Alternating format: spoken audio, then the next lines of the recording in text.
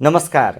यो साता चर्चाको शिखरमा रह्यो सर्वोच्च अदालत। नक्कली लाल पूर्जा राखेर 19 करोड रुपियाँ ऋण लिएको कुमारी ब्याङ्कको ऋण असुलेपछि ब्याङ्कका तल्ला कर्मचारी पक्राउ परे। सुन व्यवसायीलाई दैनिक 20 किलो सुनले पुगेन, उनीहरू 30 किलो सुन किन्न पाउनुपर्ने माग गर्दै यही साता नेपाल राष्ट्रमै पुगे। कोरोना संक्रमित हुनेको संख्या घटेसँगै दशरथ रङ्गशालामा यो सिजनको ए डिभिजन लिग फुटबल खेल सर्वसाधारणले 100 रुपियाँको र भिआइपीले 500 रुपियाँको टिकट काटेर हेर्न पाउने भएका छन्।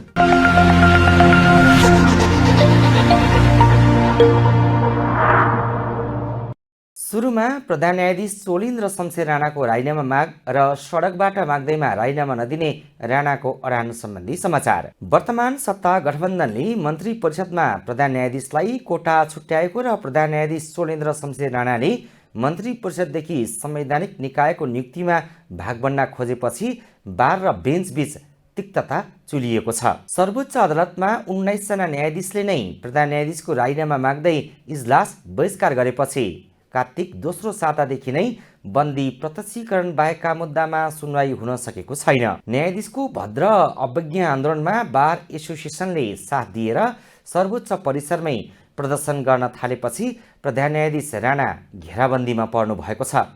राजीनामाको विषयमा राणा, न्यायाधीश र वकिलहरूबीच संवाद भए पनि निकास निस्केको छैन। राजीनामा नदिने राणाको अडान यथार्थ नै छ भने बार एसोसिएसनले राजीनामा नदिएसम्म आन्दोलन जारी रहने चेतावनी दिएको छ। बार एसोसिएसनका अध्यक्ष चण्डेश्वर श्रेष्ठ प्रधान न्यायाधीशले कुर्सी नछाडे कार्यकालभरि आन्दोलन जारी राख्ने चेतावनी दिनुहुन्छ। अब तपाईँ प्रधान न्यायाधीशको रूपमा हामी बारले, हामी कानुन व्यवसायीले, न्यायपालिकाले मानेका छैनौँ।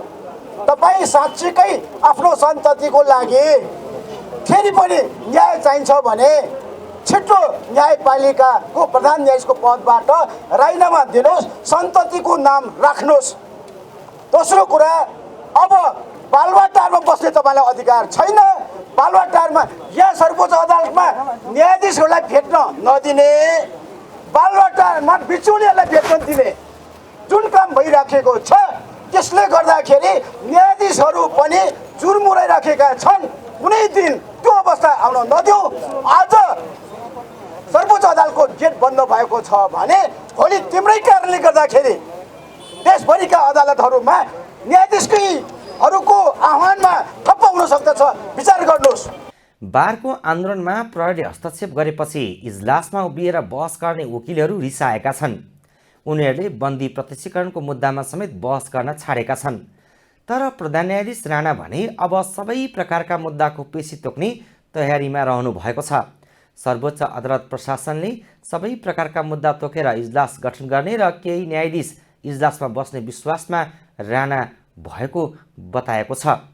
न्यायाधीश इजलासमा बसे पनि वकिलहरूले बहस पैरवी नगर्ने भनेकाले राणाको सबै प्रकारका मुद्दाको पेशी तोक्ने तयारी सफल हुने देखिएको छैन। बारले राणाले राजीनामा नदिए महाअभियोग लगाउन सत्ता गठबन्धन दलहरूलाई दबाब नै दिइरहेको छ। वरिष्ठ अधिवक्ता समु थापाले भ्रष्ट प्रधान न्यायाधीशको विषयमा राजनीतिक दलहरूले बोल्ने समय आएको बताउनुहुन्छ। प्रधान न्यायाधीशले यदि कुर्सी छोड्दैनन् भनेदेखि हाम्रो कार्यक्रम तपाईँको कार्यकालसम्म गइरहन्छ भन्ने कुरा पनि नेपाल बारले घोषणा गरोस् भन्ने कुरा म निवेदन गर्न चाहन्छु। सर्वोच्च अदालत र प्रशासन चल्न नसक्ने त्यसै बाटो हुन्छ। बार एसोसिएसनको विरोध सरकारतिर केन्द्रित हुन थालेपछि सत्तारूढ नेपाली काङ्ग्रेसले राणाको राजीनामाको विषय केन्द्रीय समिति बैठकमा छलफल गर्ने भएको छ। राजनैतिक समन्वय समितिको नेतृत्व पाएका काङ्ग्रेस वरिष्ठ नेता रामचन्द्र पौडेल छुट्टै आफू निकट नेताहरूको बैठक राखेर केन्द्रीय समिति बैठकमा न्यायालयभित्रको विवादको विषय उठाउने निष्कर्षमा पुग्नु भएको छ।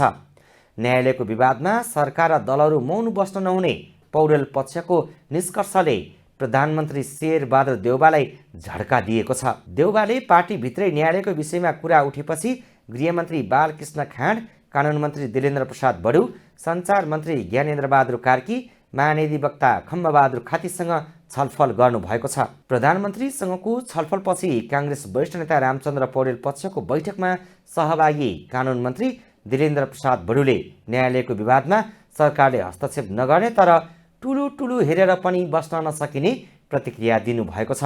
न्यायपालिकाभित्रको विवादमा हामी पसेर हस्तक्षेप गर्न बिल्कुल मिल्दैन। संविधानले तोकेका सीमालाई हामीले सम्मान गर्छौँ। त्यसकारण त्यो सीमाभित्र रहेर अवश्य पनि यो समस्याको समाधान स्वतन्त्र न्यायपालिकाभित्रको समस्या हो र यसलाई स्वतन्त्र न्यायपालिकाभित्रकै पक्ष सम्बद्ध सबै जति पक्ष छन् बसेर यसलाई छिटोभन्दा छिटो टोक्याउनु पर्छ। कानुन मन्त्री बडुको यो अभिव्यक्ति अनुसार अब न्यायालयको विवाद धेरै लामो समय जाँदैन भन्ने अड्कल काट्न थालिएको छ। न्यायालयको यो विवादपछि अब कुमारी ब्याङ्कले गरेको बदमासीको प्रसङ्ग।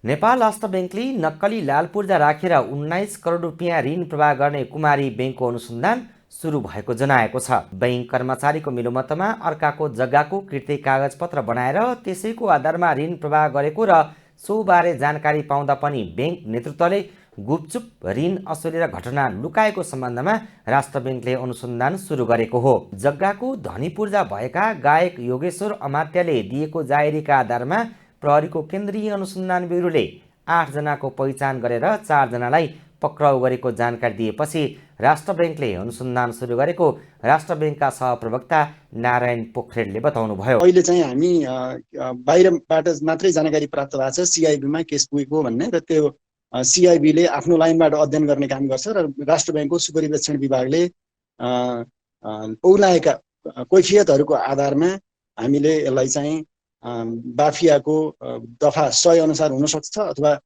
ब्याङ्किङ कसुर ऐन अन्तर्गत हुनसक्छ, कारबाहीको दायरामा पर्छ नै कसुर हेरिकन। बैंकका उच्च तहका कर्मचारी समेत संलग्न भएकाले यो प्रकरणमा ब्याङ्किङ कसुर सम्बन्धी कानुन आकर्षित हुने देखिए पनि सरकारी कागजपत्र कृत्य गरेको अभियोगमा अनुसन्धान गरिरहेको प्रहरीको केन्द्रीय अनुसन्धान ब्युरो सिआइबीले जनाएको छ। कृत्य कागजातको आधारमा ऋण प्रवाह गर्न संलग्न उच्च तहका कर्मचारीलाई प्रहरीले अनुसन्धानको दायरामा ल्याएको छैन। तल्ला तहका कर्मचारीलाई मात्र अभियुक्त बनाउँदै कुमारी ब्याङ्कको वीरगञ्ज शाखाका सोनु ठाकुरलाई पक्राउ गरेको छ। 10 करोड माथिको ऋण प्रवाह गर्दा ब्याङ्कको कार्यकारी निर्देशकको अनिवार्य अनुमति चाहिने भए पनि प्रहरीले ब्याङ्कका कार्यकारी निर्देशक अनुज मणि तिमल सिन्हालाई समेत यो प्रकरणमा अनुसन्धानको दायरामा ल्याएको छैन। कृत्य कागजपत्र बनाउने र त्यसैको आधारमा ब्याङ्कबाट 19 करोड रुपियाँ ऋण निकाल्न बिचौलिया बनेका सेन्चुरी ब्याङ्कका पूर्व सञ्चालक कुशन प्रधान र तिमल सिन्हाबीच गहिरो सम्बन्ध रहे पनि प्रहरीले प्रधानलाई मात्र अनुसन्धानको दायरामा ल्याएको छ। प्रहरीको केन्द्रीय अनुसन्धान ब्युरो सिआइबीका प्रवक्ता श्याम कुमार महतो ऋण दिएर असुल गरिसकेकाले कृत्य कागजात मुद्दामा मात्रै अनुसन्धान भइरहेको बताउनुहुन्छ। नक्कली डकुमेन्टको आधारमा उनीहरूले चाहिँ ब्याङ्कबाट चाहिँ लोन लिएको भन्ने कुरा त्यो जग्गाको जुन अनर हो उहाँले कुनै माध्यमबाट थाहा पाएपछि उहाँले चाहिँ सम्पर्क गरेर अनुसन्धानको लागि सिआइमा सम्पर्क गर्नुभयो र सिआइमा सम्पर्क गरिसकेपछि त्यसपछि त्यसमा जो संलग्न मान्छेहरू देखियो त्यो मान्छेहरूलाई चाहिँ लिखत सम्बन्धी कसुरमा हामीले समातेर अनुसन्धान प्रक्रिया अगाडि बढाइरहेको छ। होइन, यस्तो छ हजुरको, अब कुमारी ब्याङ्क भन्दा पनि हाम्रो त्यो जुन लिखत सम्बन्धी कसुरमा त्यो लिखतमा जुन जग्गा अर्काको नाममा जुन लिएर गयो त्यो हो प्राइम इन्भेस्टिगेसनको विषयवस्तु।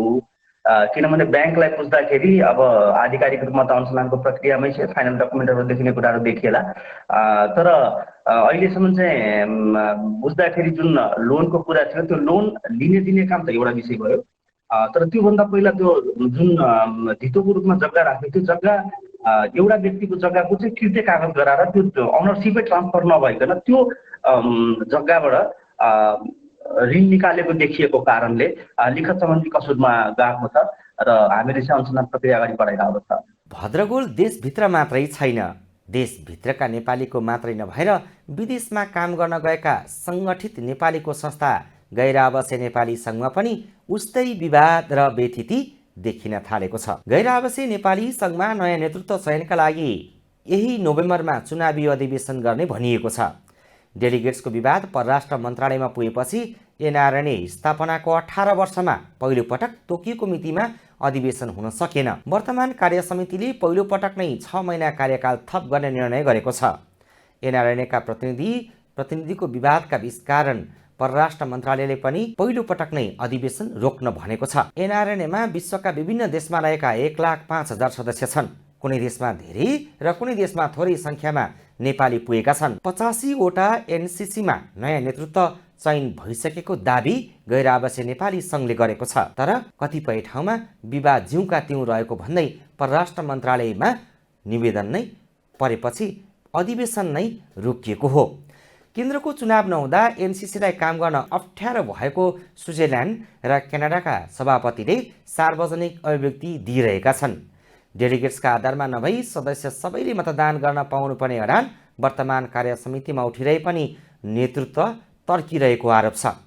एनआरएनको नेतृत्वमा अहिले कुमार पन्त हुनुहुन्छ। उहाँलाई अहिले अधिवेशन रोकिएको, चुनाव कहिले हुन्छ लगायतका प्रश्नको उत्तर दिने फुर्सद नै छैन। तर मानवीय सहायताका लागि स्वास्थ्य सामग्री दिने समय निकालेर अध्यक्ष पन्तसहितको टोली ट्रमा सेन्टरमा पुग्यो।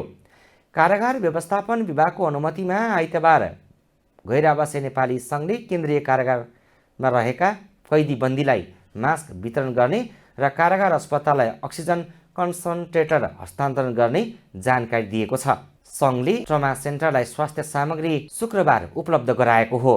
विदेशमा रहेका नेपालीको सहयोगमा 2वटा अक्सिजन कन्सन्ट्रेटर र 3000 थान मास्क ट्रमा सेन्टरलाई हस्तान्तरण गरिएको सङ्घीय उपाध्यक्ष रविना थापाले जानकारी दिनुभयो। कारागार व्यवस्थापन विभागलाई स्वास्थ्य सामग्री हस्तान्तरण गर्न पुगेका सङ्घका अध्यक्ष कुमार पन्त, उपाध्यक्ष थापा सहितको टोलीले विभागले केन्द्रीय कारागारमा दिन भनेपछि फर्किएर ट्रमा सेन्टर पुगेको हो। देशका 74 कारागारमा 25,500 कैदी बन्दी रहेकाले 3000 मास्क विभागले वितरण गर्न नसक्ने बताएर केन्द्रीय कारागार पठाइएको विभागले जनाएको छ। बन्दीलाई मास्क वितरण गर्ने भने पनि सङ्घले कैदी बन्दीका हातमा वितरण गर्ने अनुमतिका लागि लिखित अनुरोध नगरेको विभागले जनाएको छ। विभागका अनुसार केन्द्रीय कारागारमा मात्रै 3300 कैदी रहेका छन्। केन्द्रीय कारागार अस्पतालमा 590 जना कैदी बिरामी भएर उपचार गरिरहेका छन्। दिल्ली बजार कारागारमा 600 कैदी छन्। केन्द्रीय कारागार अस्पतालमा अक्सिजन कन्सन्ट्रेटर हस्तान्तरण गर्न भनेको विभागले जनाएको छ। तर सङ्घका अध्यक्ष पन्तसहितको टोली भने स्वास्थ्य सामग्री लिएर ट्रमा सेन्टर पुग्यो। एनआरएनकी उपाध्यक्ष थापाले 3000 मास्क अक्सिजन कन्सन्ट्रेटर ट्रमा सेन्टरलाई हस्तान्तरण गरिएको जानकारी दिनुभयो। यो चाहिँ हामीले हस्पिटलमा चाहिँ अक्सिजन प्लान्ट्सहरू यहाँ चाहिने एकदमै धेरै एक्सिडेन्ट भएर आउने भएको हुनाले हामीलाई चाहिँ धेरै सङ्घ संस्थाले चाहिँ त्यहाँ दिनुहोस् भनेर रेकमेन्ड गर्नुभयो। त्यस कारणले हामीले यहाँ बुझाउन आएको। यो सहयोग चाहिँ हाम्रो विभिन्न देशबाट चाहिँ देशका हाम्रो एनआरएनहरूले पठाउनु भएको। यसमा चाहिँ हामीले मास्क चाहिँ 3000 पिस छ अनि अक्सिजन प्लान्ट चाहिँ 2वटा छ। मानव अधिकार परिषदका अध्यक्ष तुलसी थापाले एनआरएनको सहयोगमा ट्रमा सेन्टरलाई आफूले स्वास्थ्य सामग्री हस्तान्तरण गरेको बताउनु भएको छ। उहाँले केन्द्रीय कारागारमा पनि 1-2 दिनभित्र स्वास्थ्य सामग्री हस्तान्तरण गर्ने बताउनु भयो। हामीले नेपालको कारागार व्यवस्थापन विभागमा पनि यो कन्सन्ट्रेट र मास्कहरू उपलब्ध गराइदिने भनेर कुरा गरेका छौँ र त्यो चाहिँ पछि आगामी 2 दिन पछाडि हामी उहाँहरूलाई त्यो कुरा हस्तान्तरण गर्छौँ। यसरी नै हामीले सामाजिक अभियन्ताको रूपमा र एनआरएनले एउटा नेपाली जनताको लागि भनेर प्रवासमा बसेको नेपालीहरूको अन्तर्राष्ट्रिय संस्थाको तर्फबाट यसरी नेपालको लागि भनेर जुन सहयोग उपलब्ध गराउन उहाँहरू एउटा सक्रिय रूपमा अगाडि आउनुभएको छ, त्यसको लागि नेपाल मानव अधिकार परिषदको तर्फबाट म उहाँहरूलाई पनि धेरै धेरै धन्यवाद दिन चाहन्छु। तर व्यापारीहरू भने धेरै नाफा कमाउने जुक्ति निकालिरहेका छन्। व्यापारी मध्येका पनि सुन व्यापारी 20 किलोबाट 30 किलो सुनको कोटा तोक्न राष्ट्र ब्याङ्कसँग गुहार माग्न पुगे। नेपाल सुनचाँदी व्यवसायी महासङ्घले सुनको कोटा दैनिक 30 किलो बनाउन नेपाल राष्ट्र ब्याङ्कसँग आग्रह गरेको छ। महासङ्घका अध्यक्ष मानिक रत्न साक्यको नेतृत्वमा गएको महासङ्घको प्रतिनिधि मण्डलले हालको आपूर्ति व्यवस्थाले बजारको माग धान्न नसकेको भन्दै तत्काल आपूर्ति व्यवस्था बढाउन राष्ट्र ब्याङ्कसँग आग्रह गरेको हो। महासङ्घले राष्ट्र ब्याङ्कको विदेशी विनिमय व्यवस्थापन विभागका कार्यकारी निर्देशक रामु पौडेल समक्ष मुलुकभर रहेका सुन चाँदी व्यवसायीको सङ्ख्या, यो व्यवसाय मार्फत प्राप्त रोजगारी, राज्यलाई प्राप्त राजस्व लगायतका विषय समितिको प्रतिवेदन बुझाएको जनाएको छ। हाल हुँदै आएको दैनिक 20 किलो सुन अपर्याप्त भएको महासङ्घले उल्लेख गरेको छ। महासङ्घका अध्यक्ष साक्यले विभिन्न नाकाबाट सुनको वितरण गर्नुपर्ने नीतिगत व्यवस्था भए पनि हालसम्म सुनको वितरण काठमाडौँ केन्द्रित रहेको बताउनुभयो। 66 सालको चाहिँ इकोनोमीको साइज र अहिले 78 को सालमा पुग्दाखेरिको हाम्रो अर्थतन्त्रको चाहिँ साइज चाहिँ कुन कति मल्टिफोल्ड भएर चाहिँ कति फोल्ड चाहिँ मल्टिप्लाई भएर गइसकेको हो हैन, त्यसलाई पनि हामीले चाहिँ चित्रण गरेका छौँ। त्यसैको साथसाथमा हाम्रो चाहिँ पर क्यापिटा इन्कम, सहरीकरण हैन, जिल्ला जिल्लामा चाहिँ जुन सुनको पसलहरूको चाहिँ वृद्धि भएको अवस्था छ, उपभोक्ताहरूको सङ्ख्या जनसङ्ख्यामा वृद्धि भएको अवस्था छ जनताको पनि पर्चेसिङ क्यापासिटीमा जुन वृद्धि भएको अवस्था छ, विभिन्न यो चाहिँ कुराहरूलाई चाहिँ मध्यनजर गरेर यो सप्लाई सिस्टमलाई चाहिँ पुनरावलोकन गरेर नयाँ बनाउनु पर्छ। र सबैभन्दा महत्त्वपूर्ण कुरा के भने देश चाहिँ संहिताको अन्तर्गतबाट अहिले प्रादेशिक संरचनामा गइसकेको छ होइन, र काठमाडौँ केन्द्रित चाहिँ जुन यो सप्लाई सिस्टम छ त्यसलाई चाहिँ हामीले प्रदेशको राजधानीमा 7वटा प्रदेशमा हामीले चाहिँ वितरण गर्न सकिने गरेर वितरण प्रणालीलाई पुनरावलोकन नयाँ बनाउनु पर्छ भनेर माग राखेको हो। अब कोरोना सङ्क्रमण देखिने बित्तिकै सुनसान बनेका खेल मैदानहरूमा अहिले कतै फुटबल त कतै ब्याट चम्किन थालेको प्रसङ्ग। ए डिभिजन लिग फुटबलको यो सिजनमा त सर्वसाधारणले टिकट काटेर रङ्गशालामा खेल हेर्न नै पाउने भएका छन्। शहीद स्मारक ए डिभिजन लिगका लागि अखिल नेपाल फुटबल सङ्घ एन्फाले साधारणतर्फ टिकट दर 100 रुपियाँ राखेको छ। दशरथ रङ्गशालामा एन्फाले पत्रकार सम्मेलन गरेर लिगको तयारी र ढाँचाबारे जानकारी दिएको हो। लिगको पहिलो खेल मङ्सिर 3 गते हुँदैछ। पहिलो खेलमा नवप्रवेशी 7 दोबाट युवा क्लब र फ्रेन्ड्स क्लब खेल्नेछन्। दर्शकको उपस्थितिलाई ध्यानमा राख्दै फ्लड लाइटमा पनि खेल हुनेछ। फागुन दोस्रो सातासम्म लिग चल्नेछ। टिकट दर साधारणतर्फ 100 र भिआइपीमा 500 तोकिएको छ। रेफ्री डिपार्टले पनि एक दिनमा 3 खेल खेलाउन गाह्रो हुने बताएका कारण दिनमा 2 खेल हुने एन्फाले जनाएको छ। सिङ्गल राउन्डको लिगमा 13 चरण र 91 खेल हुनेछ। यसपटक पुछारका 2 टोली रेलिगेसनमा पर्नेछन्। लिग विजेता टोलीले 75 लाख रुपियाँ, उपविजेताले 50 लाख रुपियाँ र 25 लाख रुपियाँ प्राप्त गर्नेछन्। एन्फा महासचिव इन्द्रमान तुलाधरले मनाङ क्लब मात्र पोखरा जाने अवस्था नभएमा केही चरणका खेल पोखरामा गर्ने विकल्पसहित छलफल अघि बढाइरहेको बताउनुभयो। दुईटा बोलीमा दुईटा म्याच गर्दा हामीलाई चाहिँ प्रस्ताव गरिरहेको छ। त्यसर्थ हामीले चाहिँ विकेन्डको चाहिँ कल्चर पनि डेभलप गरौँ भनेर क्लबहरूलाई, किनभने हामीले यो म्याचको केही म्याचेसहरू पोखरामा पनि लाने हाम्रो तयारी भएको हुँदाखेरि चाहिँ हप्तामा एउटा क्लबले एउटा मात्रै म्याच खेल्ने र हामीले फागुनको 14सम्ममा यसलाई चाहिँ सिद्ध्याउने हाम्रो योजना रहेको छ। अब टिकट दरलाई चाहिँ अब दर्शकहरूलाई सहज होस् भनेर साधारण प्याकेटमा 100 मात्रै तोक्ने र भिआइपी प्याकेटमा सिट पनि थोरै छ। हामीले चाहिँ 500 रुपियाँ तोक्ने र हामीले अब परिषदसँग पनि रिप्लेसमेन्टको स्टकहरू राख्नका लागि स्वीकृति मागेका छौँ र उहाँहरू पनि उपस्थित हुनुहुन्छ। हामीले अब दर्शकहरूको रिप्लेसमेन्टका कुराहरू पनि गर्छौँ। अवस्था यो सातालाई समाचार सामग्री यति नै। पहिचान युट्युब च्यानल हेरिदिनु भएकोमा धन्यवाद। यो च्यानललाई सब्सक्राइब गर्न र माथिको बेल आइकन दबाइदिन अनुरोध गर्दै म माधव दुलाल आज्ञा चाहन्छु। नमस्कार।